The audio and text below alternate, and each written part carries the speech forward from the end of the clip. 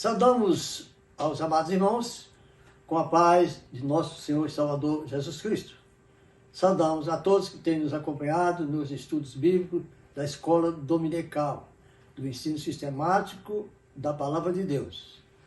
Saudamos os nossos líderes, os apóstolos Oriano Jesus e o Sara de Jesus. E rogamos ao Espírito Santo que esteja conosco para nos inspirar a trazer as revelações desse tema tão importante da lição de hoje. A lição número 8, que tem o título de Comprometidos com a Palavra de Deus. Vou repetir porque o título é muito chamativo e é de muita importância para um aprendizado. Comprometidos com a Palavra de Deus. A leitura bíblica em classe está em 2 Timóteo 2, 14, 19, 2 Pedro 1, 20, 21. Que diz assim, 2 Timóteo 14. Traze estas coisas à memória, ordenando-lhes diante do Senhor que não tenham contendas de palavras que nada aproveitem, são para perversão dos ouvidos. Procura apresentar-te a Deus aprovado, como obreiro de que não tem que se envergonhar, que maneja bem a palavra da verdade, mas evita os falatórios profanos, porque produzirão maior impiedade. E a palavra desses roerá como gangrena, entre os quais são Himeneu e Fileto. 18. Os quais se desviaram da verdade, dizendo que a ressurreição era já feita, e perverteram a fé de alguns. Todavia, o fundamento de Deus fica firme, tendo este selo. O Senhor conhece os que são seus, e qualquer que profere o nome de Cristo aparta-se da iniquidade. 2 Pedro 1, versículo 20. Sabendo primeiramente isto, que nenhuma profecia das Escrituras ou da Escritura é de particular interpretação, porque a profecia nunca foi produzida por vontade de homem algum, mas os homens santos de Deus falaram inspirados pelo Espírito Santo. Eu dou glórias a Deus por o que já ouvi da sua palavra. O texto áureo, Lucas 11, 28. Bem-aventurado os que ouvem a palavra de Deus e guardam. Ouvem e guardam no seu coração. Verdade prática. A autoridade divina da Bíblia deriva-se de sua origem em Deus. E isso por si só encerra a suprema autoridade das Escrituras, como plena, total garantia de infalibilidade. Infalibilidade, infalível, porque nosso Deus é infalível. Essa lição de hoje, comprometidos com a palavra de Deus, realmente é o que nós iremos aprender daqui para frente. Deus não é um Deus ausente, como uns pensam por aí, mas é um Deus que sempre está presente. Se Deus foi impedido de estar presente na vida de alguém, Deus não é o culpado, é a pessoa que se ausentou de Deus. Quando Deus criou o homem Adão, diz as Escrituras que Deus vinha todos os dias, ao cair do dia, né, estar com Adão, até quando encontrou iniquidade dele. No dia que Adão pecou, aí entrou iniquidade nele, Deus não mais expulsou do paraíso e não mais veio estar com ele todos os dias. Mas mesmo assim, Deus não abandonou o homem por completo. Deus apareceu telefonicamente ou através da sua voz a Noé. Deus apareceu aí telefonicamente com Abraão, Isaac e Jacó. Deus falou com Moisés.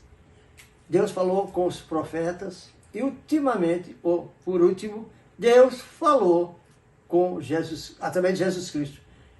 que, sendo em forma de Deus, veio e se fez carne. O verbo estava com Deus e o verbo era Deus. No princípio era o verbo, Jesus Cristo estava com Deus e o verbo é Deus. Não era, é Deus. E através do Espírito Santo, Jesus cumpriu o plano da redenção, da salvação do homem, aproximou o homem para restaurar o homem a Deus, foi assunto aos céus e rogou ao Pai, o Pai enviou o Consolador. Ele disse, e eis que estarei convosco todos os dias até a consumação do século. Então a presença de Jesus não é mais esporádica, nem em caráter especial, nem com propósitos definidos, como foi no Antigo Testamento. Mas hoje, o que Deus quer mesmo é se comunicar com o ser humano. Porque com o advento da salvação, da vida de Jesus Cristo e a salvação, nós passamos a receber a adoção de filhos de Deus. E como filho de Deus, o Espírito Santo está entronizado em nossos corações. E podemos dizer, Papai. Então agora não somos mais estrangeiros, somos filhos de Deus. No Antigo Testamento, Deus falava através dos seus profetas. Esporadicamente, Deus usava para falar com o seu povo. Mas hoje Deus fala conosco, depois do advento de Jesus Cristo, que veio trazer o Evangelho da salvação, ele fala conosco através das Escrituras, como está escrito em Marcos 7:13. O Senhor Jesus chama as Escrituras Sagradas de Palavra de Deus. A Palavra de Deus é a forma que Deus fala com todos os homens. Isso, agora ninguém tem mais nenhuma desculpa. Ponto número 1 da nossa lição de hoje. A autoridade da Bíblia. A autoridade da Bíblia. E o ponto 1 do tópico número 1 é sola scriptura. Essa palavra quer dizer, em outras palavras, que a Bíblia é a nossa única regra de fé. Porque é a forma como Deus está falando conosco hoje, através da sua palavra.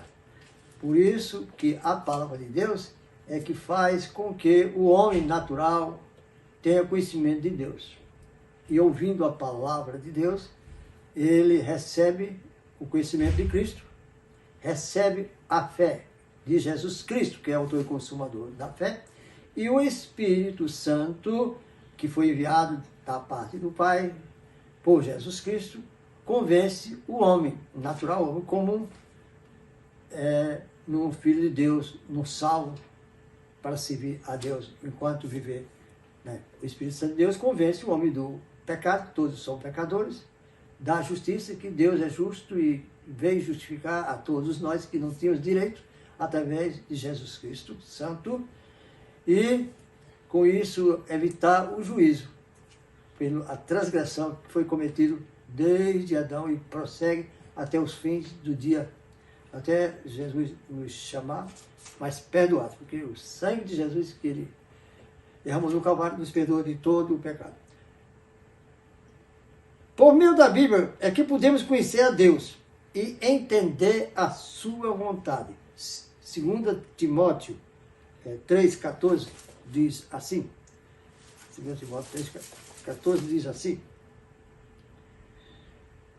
Tu, porém, quem recebe a Jesus Cristo e tem a Bíblia como regra de fé, tu, porém, permanece naquilo que aprendeste, de que foste inteirado. Aqui Paulo está falando com Timóteo. Sabendo de quem tens aprendido.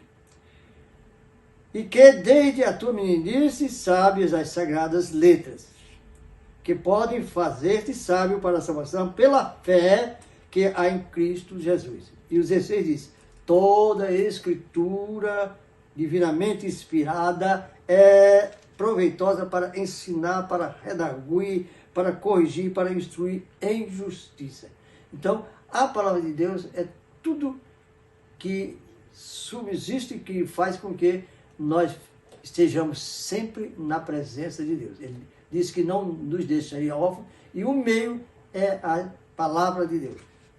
Para que isso? O verso diz, para que o homem de Deus seja perfeito e perfeitamente instruído para toda a boa obra. E aqui, o Espírito Santo de Deus, ao mandar Paulo escrever essa carta a princípio para Timóteo, mas que é para toda a igreja, para os dias de hoje, até o fim da igreja na face da terra. Ele diz no versículo 4, conjuro-te, pois, diante de Deus, e vai no 2, que pregues a palavras a tempo e fora de tempo, redáguas, repreende, exorta com toda longanimidade e doutrina. Repetir essa palavra, doutrina. Porque virá tempo em que não sofrerão a sã doutrina. É o tempo que estamos vivendo, não estarão suportando mais a sã doutrina. Muitos estão com comichões nos ouvidos para não querer mais ouvir a palavra de Deus. E a maior necessidade, principalmente dos que são salvos, são crentes, é estudar, meditar, fazer cursos, não faltar aos cultos de doutrina, não faltar aos ensinos bíblicos da escola dominical, enfim, estar diante sempre da palavra, porque, na verdade, a palavra é que faz a diferença em nossa vida. Louvado seja Deus por causa de tudo isso que nós estamos aprendendo agora. Comprometidos com a palavra de Deus. Nós cremos que a revelação canônica, a Bíblia são 66 livros. E essa revelação, tão certo como foi inspirado os 66 livros, os 44 autores, 44, não sou bem lembrado, foram eles chamados por Deus, inspirados por Deus, para quê? Para que escrevessem os 66 livros da Bíblia. E assim nós tivéssemos toda a Escritura para conduzir as nossas vidas. Portanto, somente as Escrituras, sola Scriptura, latim, é que nos conduz para a vida eterna. É a bússola para nós navegarmos no oceano dessa vida, tendo a fonte da salvação, para que assim alcancemos a vida eterna. Algumas religiões por aí que adotam os livros, outros, junto com a palavra de Deus, para fazer os ensinamentos. Aqui eu me permito falar dos testemunhos de Jeová, dos mormons. Não aceite que ninguém lhe ensine através de outro livro que não seja o livro sagrado. Esse livro sagrado tem os seus escritores e faz 1.600 anos que vem sendo escrito para que chegasse hoje a mim e a você os ensinos, e só Deus podia fazer isso, inspirando os seus escritores para trazer as escrituras. Ponto número 2 do nosso tópico 1. Nossos fundamentos. Nós, pentecostais, evangélicos pentecostais, cremos que a revelação canônica se encerrou com os canônicos dos 66 livros. Não existe mais nenhum livro que possa ser acrescentado. A nossa fonte de autoridade é unicamente a Bíblia, conforme a nossa declaração de fé e o que temos aprendido, desde as Assembleias de Deus. Por isso, a Bíblia é importante. Em 2 Pedro 1, 19, 21, diz assim, preste atenção, 2 Pedro 19, 1, 19 e 21, está escrito assim. E temos muito firme a palavra dos profetas, a qual bem fazeis em estar atentos, como a uma luz que alumia em lugar escuro, até que o dia esclareça e as estrelas da alva apareçam em vosso coração. Sabendo primeiramente isto, que nenhuma profecia da Escritura é de particular interpretação.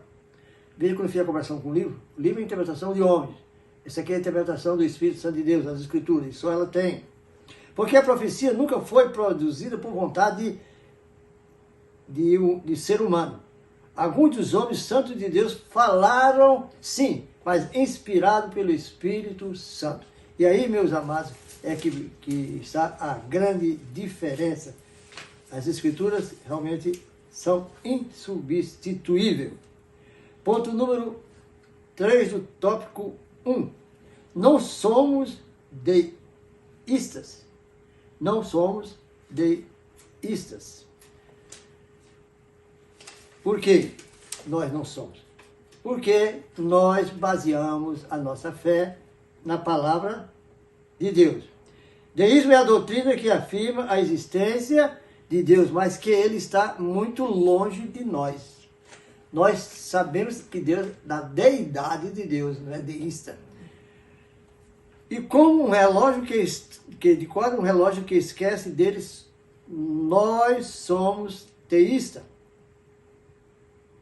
Isto é, cremos que Deus não está longe de cada um de nós. Ele está interessado no ser humano. Isso é muito importante. Nós cremos que Deus continua nos dando conhecimento da sua vontade. E o Espírito Santo nos continua enchendo da sua unção e dos seus dons espirituais, para que assim sejamos homens espirituais e não mais nos conduzirmos como homens carnais. Nós agora somos espirituais e temos o Espírito Santo que habita em nós para nos dar toda a orientação que precisamos. Em 2 Timóteo 3,16, volto a afirmar, diz, toda escritura divinamente inspirada e proveitosa para se ensinar, para se educar, para corrigir e para instruir em justiça. Estou repetindo isso porque essa é a função das escrituras e nós não precisamos de mais auxílio nenhum para podermos entender e viver a nossa carreira cristã com base na fé e na palavra de Deus. Ponto número 2. Zelo pela doutrina. Mas o que é a doutrina? Então vamos explicar. É o ensino ou instrução da palavra de Deus, através dos ensinos sistemáticos, como estamos fazendo nessa oportunidade. Neste tópico número 2, que enfatiza o zelo pela doutrina, nós vamos ver que é uma necessidade imperiosa para o crente, para o salvo, para o Filho de Deus, ter o cuidado e dedicação pela palavra de Deus. Porque a palavra de Deus foi que nos trouxe a salvação. A salvação é uma coisa, a vida eterna é um segmento. Jesus disse para os que têm salvação, aquele que perseverar até o fim será salvo. Isto quer dizer que, como salvo, eu tenho que perseverar na palavra. Em João 5,39, Jesus disse, examinai as Escrituras, porque cuidais ter nela a vida eterna. São elas que testificam de mim. Então, é muito importante a doutrina. E temos a doutrina da salvação. Ponto número 1 do tópico número 2. O ensino ou instrução. A palavra da doutrina é justamente ensino ou instruções. Isso é o significado dela. No texto de Atos 2,42, quando a igreja primitiva iniciou com as duas grandes conversões em massa, de quase 3 mil, depois quase 5 almas, os crentes se reuniam e ali dava-se início àquilo que Jesus disse antes no seu ministério para os seus discípulos, e eu edificarei a minha igreja e as portas do inferno não prevalecerão contra ela. Isso porque a igreja é a única proteção que nós temos, presta atenção, para que nós jamais seremos levados para esse inferno. O inferno em si mesmo só tem os condenados. Mas quando ele fala que as portas do inferno, é que os demônios têm o maior interesse, ele está trabalhando, ele está fazendo tudo para levar todo mundo para o inferno. Então essas portas do inferno não vão se abrir jamais para o salvo. E esse é o intento de Satanás. E perseveravam na doutrina dos apóstolos. Atos 2,42. Os discípulos permaneciam segundo o ensino de Jesus. E nas epístolas que o Espírito Santo, cartas, deu aos apóstolos. Então, é o que hoje nós também vivemos. Vivemos nos ensinamentos do Evangelho e nas epístolas, nas cartas que o Novo Testamento nos conduz. A fonte do conteúdo doutrinário é a própria Bíblia, Palavra de Deus. E o fundamento da nossa fé, a fé vem pelo ouvir a Palavra de Deus, que vem de Jesus, que é o autor e consumador, vem pelo ouvir a Palavra de Deus. Em Romanos 10, 17 diz, de sorte que a fé é pelo ouvir, e ouvir pela Palavra de Deus. Em João 8, 47, quem é de Deus, ouve as palavras de Deus. Por isso, nesta tarde, nós estamos agradecendo no início, pedindo ao Espírito Santo de Deus, que nós entendêssemos essa palavra. Por que é tão importante estudar a palavra? Porque nós estamos ouvindo a palavra neste exato momento. É para que assim nós possamos realmente ser abençoados. Ponto número 3 do nosso tópico 2. A nossa confissão de fé é a Bíblia. A nossa confissão de fé é de autoridade particular da Bíblia, porque procede das Escrituras, a nossa confissão de fé. Jesus é autor e consumador da nossa fé, já disse isso. Em Hebreus 11, 6 diz, ora, sem fé é impossível agradar a Deus, porque é necessário que aquele que se aproxima de Deus, que ele existe e que é galardoador dos que o buscam. A fé realmente é tudo que nós temos e provém de Deus, está inserido. Eu quero citar aqui 2 exemplos de fé, do centurião e da mulher Sírio-Fenícia. Quando Jesus estava em Cafarnaum, pregando o Evangelho, o filho do centurião, a mais alta autoridade romana daquela região, depois de Pôncio Pilatos, era o centurião, e um servo dele esteve doente, e ele mandou, olha a fé desse homem, que alguém fosse até Jesus e pedisse a Jesus que viesse até a casa dele, porque ele cria que Jesus seria sarado.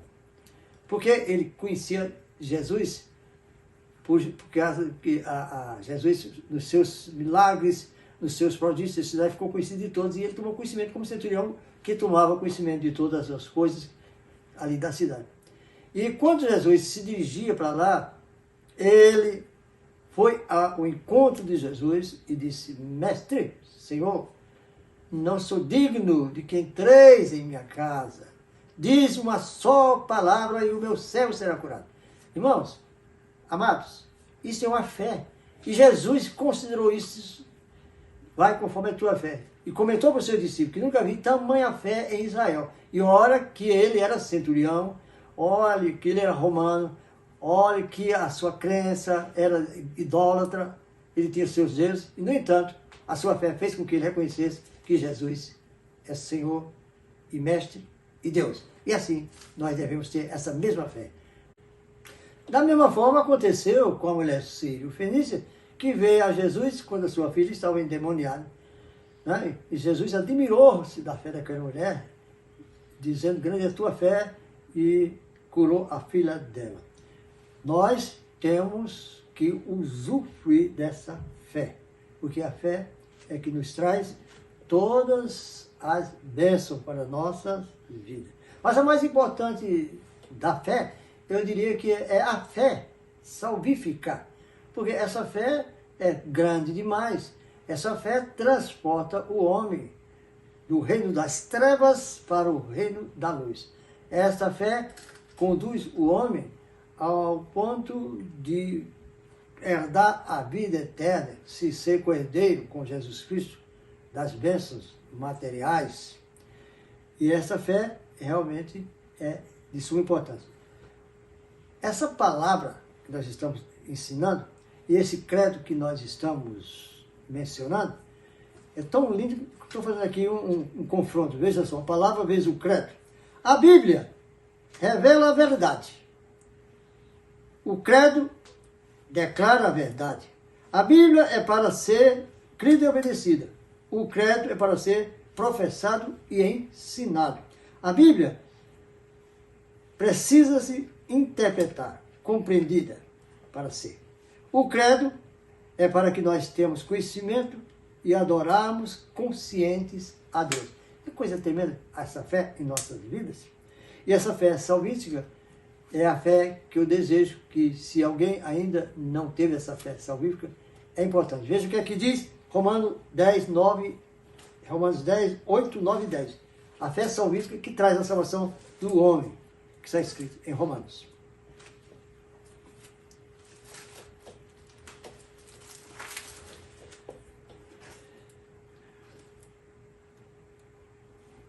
Romanos 10, a partir do 8.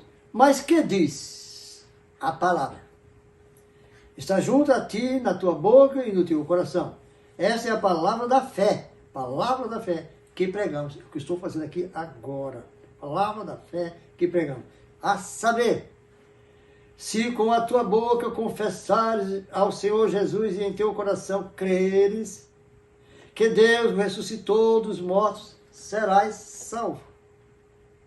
Visto que com o coração se crê para a justiça e com a boca se faz confissão para a salvação. Se hoje eu sou salvo, se muitos que estão assistindo são salvos, porque aceitaram Jesus, foi por causa dessa fé maravilhosa que veio de Jesus Cristo para as nossas vidas. Tópico número 3. Cuidado quanto aos modismos. Esse ponto é muito importante. O nosso cuidado com a sã doutrina, que estamos falando, que é a palavra de Deus, deve ir além do combate ao modismo. Por que isso? Porque nós precisamos estar inseridos e profundos conhecedores da palavra para rejeitar tudo aquilo que é modismo. Defender a nossa fé, refutar os erros contradizentes trazidos por alguns que querem se infiltrar em nosso meio. É levantar a bandeira do Evangelho para fazer melhor presença de Deus e trazer aquilo que nós somos chamados para o reino de Deus e pregar a mensagem do reino de Deus. Ponto número 1 do tópico 3. Modismo. Repito, modismo. Se aplica também ao campo teológico. Não é só o modismo, né, do secular, de roupas, de tecnologia, modismo de roupas, de tecnologia, modismo de roupas. Não é só isso aí não. Aqui é aplicado na teologia. Aplica também ao campo teológico, são os ventos de doutrina que vêm e se vão.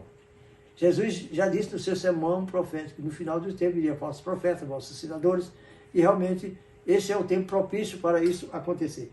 Veja o que é que diz Efésios 4, 14. Efésios 4, 14, o que é que diz? Para que não sejamos mais meninos inconstantes, levados em roda por todo o vento de doutrina. O que esses falsos ensinadores, o que esses modistas estão infiltrando na igreja, não são doutrinas bíblicas. Tem doutrina de homem encaixado nisso aí. Pelo engano dos homens que, com astúcia, enganam fraudulentamente. Olha, quem está dizendo isso é a palavra.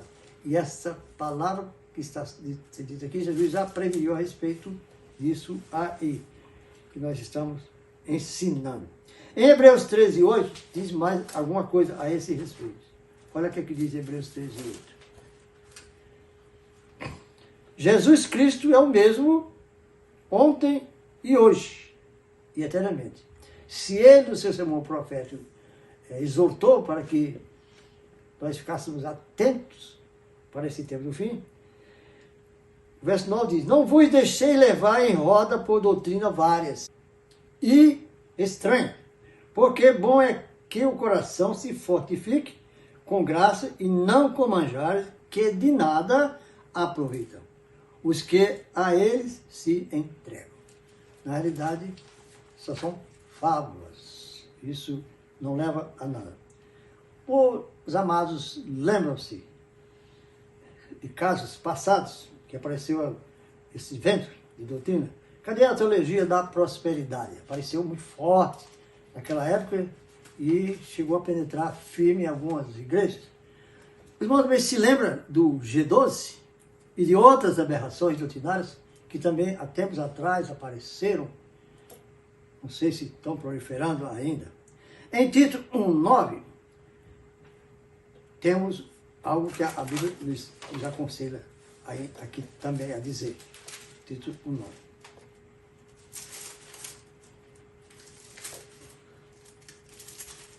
Diz assim: retendo firme a fiel palavra que é conforme a doutrina. Retendo firme a fiel palavra que é conforme a doutrina. A doutrina dos apóstolos e do Evangelho de Jesus Cristo que ele deixou também. Para que seja poderoso tanto para demonstrar com a sã doutrina, como para convencer os contradizentes. Se vocês têm conhecimento da doutrina bíblica, você vai desmascarar qualquer um que venha com invencionismo ou com outros ensinamentos que não seja o ensinamento bíblico da palavra de Deus.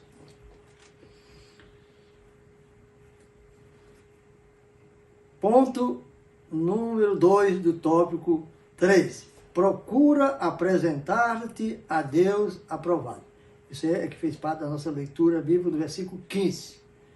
Significa estar disponível. Está aprovado por Deus e reconhecido pela igreja. A igreja tem que reconhecer, não só a igreja, eu diria, mas a todos que têm conhecimento da nossa pessoa, da nossa vida, tem que reconhecer, eis ali o verdadeiro homem de Deus, para que assim possamos ser reconhecidos, respeitados, mas isso vai depender do nosso caráter e da nossa conduta, da nossa vida pia. Isso é muito importante. Porque não é aprovado quem a si mesmo se louva, mas sim aquele a quem o Senhor louva. Não é pelos meus próprios méritos que eu vou querer ser louvado, não é pelas minhas próprias capacidades teológicas, mas é pelo que o Senhor, né, realmente possa trazer para a minha vida. João Batista disse que eu diminua, olha, João Batista é o precursor de Jesus, e que ele cresça.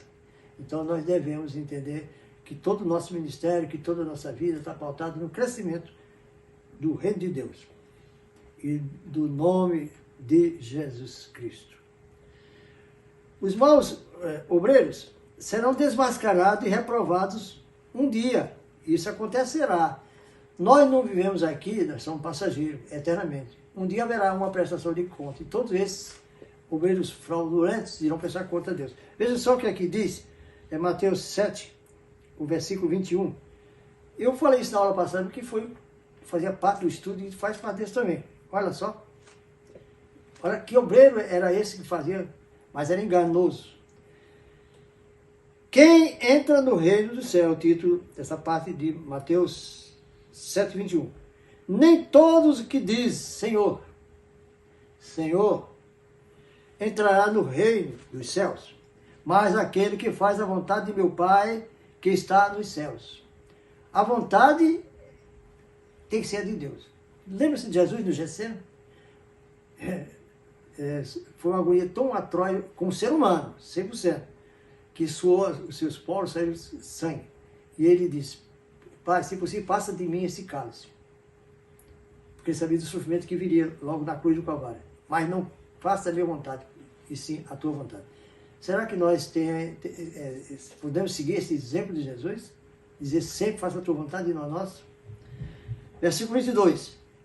Muitos me dirão naquele dia, Senhor, Senhor, não profetizamos no teu nome? E em teu nome não expulsamos demônios? E em teu nome não fizemos muitas maravilhas? Olha que obreiro esse, hein? E então lhe direi abertamente, nunca vos conheci. Apartai-vos de mim, vós que praticais a iniquidade. Então a iniquidade não é feitio, não faz parte da vida do salvo, nem do seu testemunho, nem da sua conduta moral. Mas é uma vida de santidade. Hebreus 12, 14, olha só que diz, segui a paz com todos. e a santificação sem a qual ninguém verá a Deus. Seguir a paz com todos. Você conhece, porventura, que não está vivendo esta palavra? Qual é o maior mandamento de Deus? Não é amar a Deus sobre todas as coisas e ao próximo como a ti mesmo? Então, é uma das coisas que nós devemos observar em nossa vida cristã, é justamente essa forma de viver uma vida prática para assim desfrutar da bênção da vida eterna. Ponto número 3 do tópico número 3. Como obreiro que não tem de que se envergonhar. Aí viria talvez uma pergunta. Envergonhar de quê? A todos os que se dedicaram à obra de Deus, é porque existe uma ordenança. Qual a ordenança? É para todos. Ide. Ide e ensinai. Fazer discípulos de todas as nações, batizando em nome do Pai, do Filho e do Espírito Santo. Está em Mateus 28, 19. E em Marcos 16, 15. Ide pregar esse evangelho a toda criatura, quem crê e for batizado será salvo. Veja bem, isso aí é o que é? É uma ordenança para quê? Para os pastores, para os evangelistas, para os apóstolos, para os mestres? Não. É para todo aquele que foi beneficiado pela salvação. Uma vez salvo, é para você produzir frutos dignos de arrependimento, né? Fruto do Espírito. Fruto do Espírito é para você ter uma vida realmente de pureza. Agora, frutos de arrependimento é fazer com que aquilo que lhe levava à perdição é o que está levando muitos dos seres humanos, muitas almas, para a perdição. E você poderá produzir frutos dignos de arrependimento. Arrependimento de quem? Deles, como um dia você se arrependeu e aceitou a Jesus Cristo. Então isso aí é uma parte importante. O termo obreiro é genérico e usamos praticamente para todos os cargos e funções da igreja. No caso dos obreiros, mais essencialmente, como obreiro, esta tem que ser a pauta do seu ofício, da sua função. Porque pregar o evangelho se prega ao sair de casa.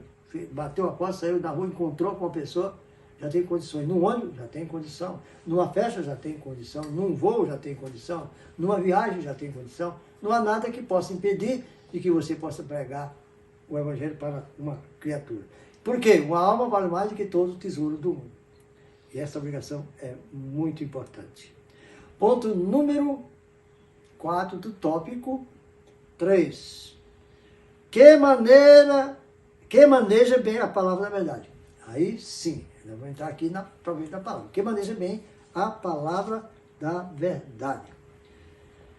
Manejar bem a palavra da verdade. E começaria aqui por Romanos 1,16, que diz assim: porque não me envergonho do evangelho de Cristo, pois é o poder de Deus para salvar, para a salvação de todo aquele que crê. Primeiro o judeu, depois do grego. Enfim, os judeus e todas as etnias, raças, povos, línguas e nações, que você possa pregar esse evangelho. Aí eu pergunto para você, essa é a prática fundamental do salvo? Deveria ser, e é uma obrigação, porque é uma ordenança. It é imperativo. Mas quantos e quantos crentes você e eu, nós conhecemos, que está na igreja há anos a fio, né? E ele não se dispõe a evangelizar, a falar para alguém, né? E também a exercitar o ministério de sacerdote. Nós somos sacerdotes, somos nação eleita, povo escolhido, separado para uma grande obra, uma boa obra, e a obra é do reino de Deus. Ah, mas eu não estudei teologia, mas eu não tenho cargo e função na igreja, mas eu sou salvo. E quem me investe da autoridade é a palavra, e quem me dá a certeza para que eu possa ser bem-sucedido é o Espírito Santo. Que ele diz, abre a tua boca, mas para abrir a boca e falar de Cristo para alguém e fazer a obra, precisa conhecer a palavra. Por isso essa lição de hoje é conhecer a palavra. Comprometidos com a palavra de Deus. Se você não é comprometido com a palavra de Deus, não tente fazer, porque fica difícil não tem conhecimento. O Espírito Santo só faz você lembrar daquilo que você estudou, daquilo que você conheceu, daquilo que você leu. Pode ter certeza que ele fará isso, certamente, com todos quanto virão a fazer isso. Conclusão do nosso ensino de hoje. A Bíblia não apresenta modismo, mas verdades atemporais e eternas. O que nós estamos falando aqui é de palavras eternas. São dois os propósitos das Escrituras Sagradas. Primeiro, revelar o próprio Deus. Oh, que maravilha, hein? Segundo, expressar a sua vontade e a sua vontade à humanidade. Como é que Deus vai expressar a sua vontade à humanidade?